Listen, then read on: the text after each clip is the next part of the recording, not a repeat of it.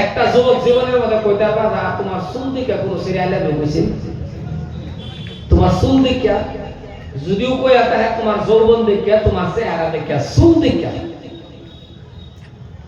তাহলে বোঝা গেল যে আল্লাহর ভয় অন্তরের মধ্যে আমরা নাই। আল্লাহর যদি ডরায়া চলে, আল্লাহ রাব্বুল আলামিনকে ভয় কইরা যদি চলে, ইত্তাকুল্লাহ,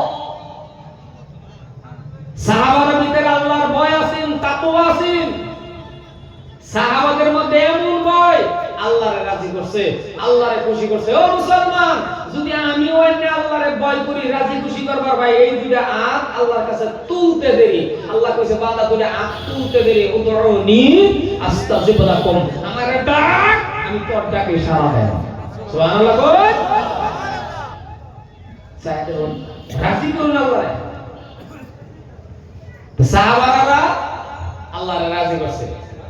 মসজিদে নববীর ভিতরে হযরত ওমর ফারুক রাদিয়াল্লাহু তাআলা আনহু মিম্বরে দাঁড়ায়া খুতবা দিতেছে। কি রে বাবা কথা কর, কি রে? মিম্বরে দাঁড়ায়া খুতবা দিতেছে।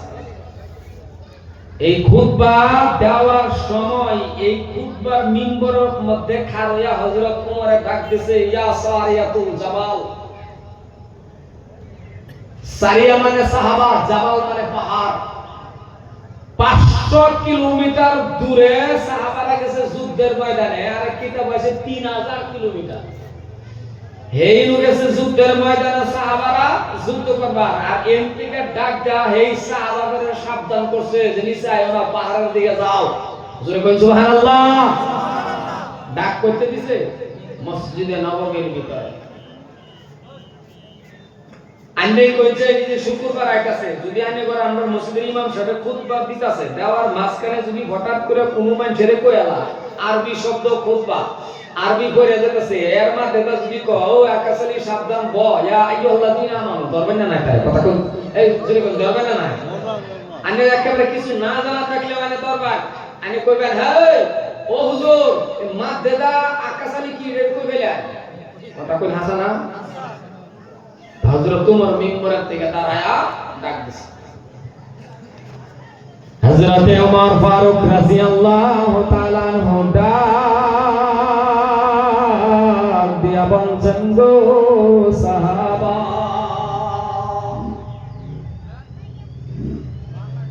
মুসলমান ভাই আমার, মিম্বরের মাঝখান থেকে গো দাঁড়ায়া ডাক দিলেন, সাহাবাকে সাবধান করে দিলেন।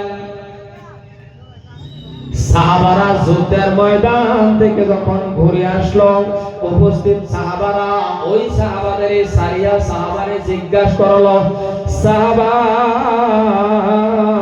শোনো শোনো, বলো বলো, গত জুমার মধ্যে তোমাদের কানের মধ্যে কোনো আওয়াজ গেছিল নাকি? সারিয়া সাহাবা ডাক দিয়ে বলেন, এ নবীর সাহাবা, শুনে নাও, গত জুম্মায় যদি হযরতে ওমর আমাদের ডাক না দিত গো, আমরা সমস্ত সাহাবা শহীদ হয়ে যাইতাম।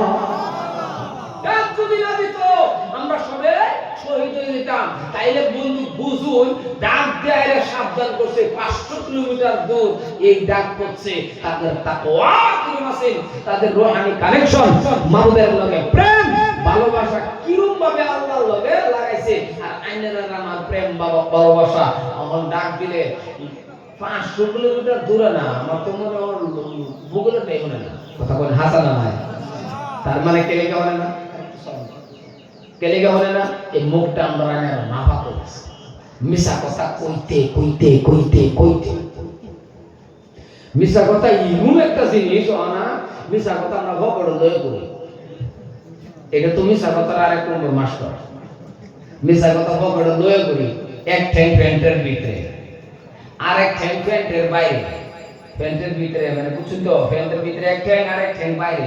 ফোনটা তো নগাঁও বাইরে, তো নগাঁও কই আর তার ঠ্যাং কই, এমন পরিস্থিতি হয়ে গেছে।